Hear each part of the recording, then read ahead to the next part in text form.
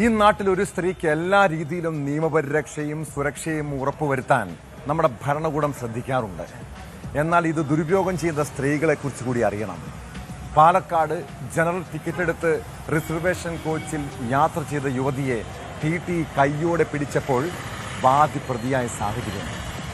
കോഴിക്കോട് നിന്ന് കുറ്റിപ്പുറത്തേക്ക് ടിക്കറ്റ് എടുത്ത് യാത്ര ചെയ്യുകയായിരുന്ന യുവതിയോട് വനിതാ കമ്പാർട്ട്മെന്റിലേക്ക് മാറാൻ ആവശ്യപ്പെട്ടപ്പോഴാണ് ടി സുജിത്തിന് നേരെ ആക്രമണമുണ്ടായത്. സംഭവത്തിൽ നടപടി ഉണ്ടാകുമെന്ന് ഉറപ്പായതോടെ ടി തന്നോട് അപമര്യാദയായി പെരുമാറിയതായി കാണിച്ച് യാത്രക്കാരിയായ ശ്രുതിയും ഷൊർണൂർ റെയിൽവേ പോലീസിൽ പരാതി നൽകി.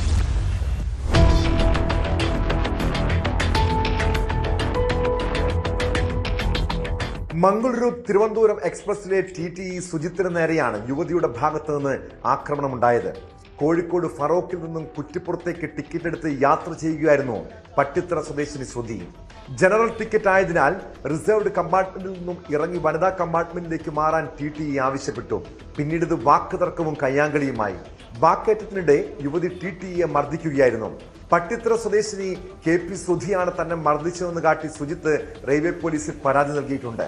മർദ്ദനമേറ്റ് മുഖത്ത് ചോരയുമായി നിൽക്കുന്ന സുജിത്തിന്റെ ദൃശ്യങ്ങൾ പുറത്തു വന്നിരുന്നു.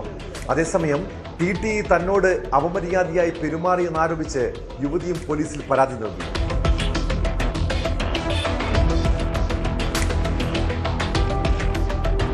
യുവതി ടിയെ കേട്ടാലറയ്ക്കുന്ന അസഭ്യം പറയുകയും തുടർന്ന് മുഖത്തടിക്കുകയും ചെയ്തതായി മറ്റ് യാത്രക്കാർ പറയുന്നു.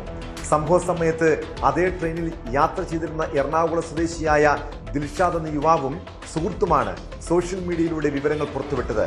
ടിയുടെ ഭാഗത്താണ് ന്യായമെന്നും തങ്ങൾ ഇടപെട്ട് പിടിച്ചതുകൊണ്ടാണ് രണ്ടുപേരും ട്രെയിനിൽ നിന്ന് പുറത്തേക്ക് വീഴാതിരുന്നതെന്നും യുവാക്കൾ വ്യക്തമാക്കി.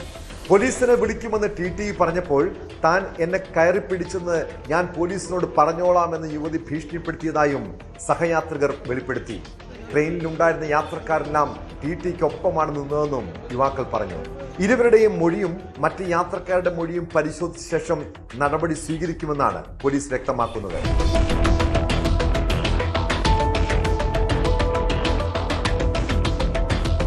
ന്യൂസ് 18 പാലക്കാട്. കൂടുതൽ വാർത്തകൾക്ക് news 18 Keralam YouTube channel subscribe ചെയ്യുക.